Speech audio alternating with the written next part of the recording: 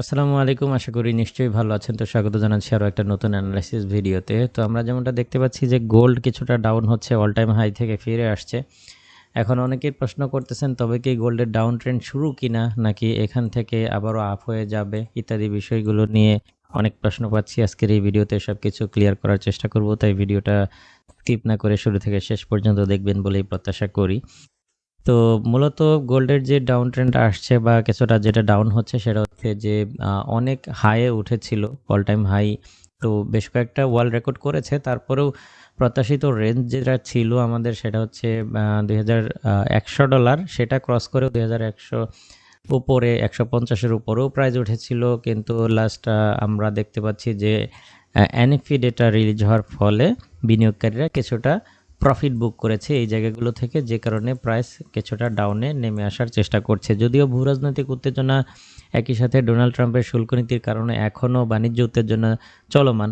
তো এই উত্তেজনা চলাকালীন গোল্ড ডাউন হচ্ছে, এটাই হচ্ছে সবার মন, মানে সবাইকে অবাক করেছে। তো মূলত বিনিয়োগকারীরা প্রফিট বুক করেছে, তাদের পজিশন ক্লোজ করেছে, যে কারণে এই ডাউন ট্রেন্ড আসছে। তবে আমরা এখনও বিশ্বাস করি যে এই ডাউন ট্রেন্ড সীমিত হবে, গোল্ডের এই ডাউন ট্রেন্ড সীমিত হবে, এটা খুব বেশি লং হবে বলে প্রত্যাশা করি না। যে কোনো জায়গা থেকে গোল্ড পুনরায় তার বুলিশ ট্রেন্ড আবারও কন্টিনিউ করতে পারে, অর্থাৎ দীর্ঘমেয়াদী গোল্ডের বুলিশ ট্রেন্ড এখনও অক্ষত অবস্থায় রয়েছে, কিংবা এটা এখনও অ্যাক্টিভ রয়েছে বলে আমরা প্রত্যাশা করি। এবং আমরা যে কোনো জায়গা থেকেই গোল্ডকে আবারও বুলিশ হতে দেখতে পারি, সেটা দেখলে আমরা অবাক হব না। যদি ভূরাজনৈতিক ফ্রন্ট থেকে কোনো গুরুত্বপূর্ণ ডেটা আসে, যেমন এখনও ইউক্রেন রাশিয়া যুদ্ধের অবসান ঘটানোর জন্য এখন আলোচনা চলমান, কিংবা অন্যান্য যে কোনো সাইড থেকে কোনো পজিটিভ নিউজ আসলে সেটা ভিন্ন ব্যাপার। তবে এখন পর্যন্ত আমরা এটা বা এরকম কোনো লক্ষণ দেখছি না। তো শুরুতেই যদি আমরা ইকোনমিক ক্যালেন্ডার দেখি, তাহলে আজকের দিনে আমরা তেমন কোনো গুরুত্বপূর্ণ ডেটা রিলিজ হতে দেখব না। এখানে ফেডারেল রিজার্ভের দু একজন কর্মকর্তা কথা বলবে, তাছাড়া তেমন কোনো গুরুত্বপূর্ণ ডেটা আজকের দিনে রিলিজ হবে না। সেই হিসেবে মার্কেটটা টেকনিক্যালি মুভমেন্ট করতে পারে, যদিও শুল্ক নীতি সহ ভূরাজনৈতিক উত্তেজনা এটার পেছনে অনেক বেশি প্রভাব ফেলতেছে। সো ফান্ডামেন্টাল ইস্যুগুলো অনেক জটিল ভূমিকা রাখতেছে। তো ফান্ডামেন্টাল আপডেট পাওয়ার জন্য অবশ্যই আমার টেলিগ্রাম চ্যানেলের সাথে কানেক্টেড থাকবেন। তো মূল আলোচনায় যাওয়ার আগে এবার আমরা যদি দেখি, তাহলে আমরা দেখতে পাচ্ছি যে আজকে সকালেই এশিয়া সেশনেই আমরা দেখতে পাচ্ছি যে একদম 2971 টেস্ট করেছে, যদিও আমাদের সর্বলাস্ট আমাদের মানে প্রত্যাশিত লেভেল ছিল 2994। তো সেটাও ক্রস করেছিল, বাট এখান থেকে একটা ফলস ব্রেকআউট আসছে। আপনারা যদি দেখেন যে 2994 এর নিচে ক্লোজ দিয়েছিল 1 ঘন্টার ক্যান্ডেল, কিন্তু প্রাইস এখানে সাস্টেন করতে পারেনি, যার ফলে আমরা দেখতে পাচ্ছি যে এখানে একটা ফলস ব্রেকআউট কিন্তু হয়েছে। এবং এই ফলস ব্রেকআউট হওয়ার ফলে আমরা এখানে লক্ষ্য করছি যে এটা আবারও উপরের দিকে উঠে যাচ্ছে। এখন আমরা যদি আবার আরও একটা জিনিস লক্ষ্য করি, তাহলে দেখবো আমাদের এই যে রেজিস্ট্যান্স জোন যেটা ছিল, মানে আগের সাপোর্ট জোন যেটা ছিল $3059 আশেপাশে, এটাকেও কিন্তু টেস্ট করে ফেলেছে, টেস্ট করে এটাকেও ক্রস করতে ব্যর্থ হয়েছে।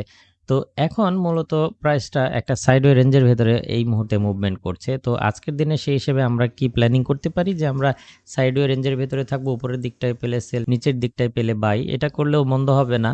তবে আমি আপনাদেরকে পরামর্শ দিব, বাই করার ক্ষেত্রে সর্বোচ্চ প্রায়োরিটি দেবেন আজকের দিনেও। বাই করার ক্ষেত্রে সর্বোচ্চ প্রায়োরিটি দেবেন। সেল করার ক্ষেত্রে সেল করা যেতে পারে, যেহেতু বিনিয়োগকারীরা প্রফিট বুক করেছে সেই হিসেবে সেল করা যেতে পারে, তবে খুবই সতর্ক থাকতে হবে সেল করার ক্ষেত্রে। তো বেশ কিছু পয়েন্ট থেকে আমরা বাই সেল করতে পারি। সেটা হচ্ছে যে আমরা যদি এখানে দেখি যে আমাদের ছোট একটা ট্রেন্ড লাইন ক্রিয়েট হয়েছে, যদিও এটাকে এখন পর্যন্ত রিটেস্ট করেনি, সেই হিসেবে সম্ভাবনা রয়েছে ট্রেন্ড লাইনটাকে রিটেস্ট করার জন্য। সেই হিসেবে যদি 3059 ক্রস করতে পারে, তাহলে এই ট্রেন্ড লাইনকে রিটেস্ট করবে। ট্রেন্ড লাইন ক্রস করতে পারলে আরও একটা নতুন হাই তৈরি করতে পারে, আর ক্রস করতে ব্যর্থ হলে এটা পুনরায় আবারও নিচের দিকে নেমে আসবে। তো সেই হিসেবে আমরা যদি আজকের দিনে এই দিকটাই পেলে বাই করি, তাহলে খুব বেশি মন্দ হবে না। আমি এখানে প্রাইসগুলো নোট করে দিচ্ছি, আপনাদের বুঝতে সুবিধা হবে। যদি এই দিকটায় পেয়ে যান, আজকের দিনে বাই করতে পারেন স্টপ লস এখানে রেখে, এবং এই দিকটায় পেয়ে গেলে সেল করতে পারেন স্টপ লস এখানে রেখে।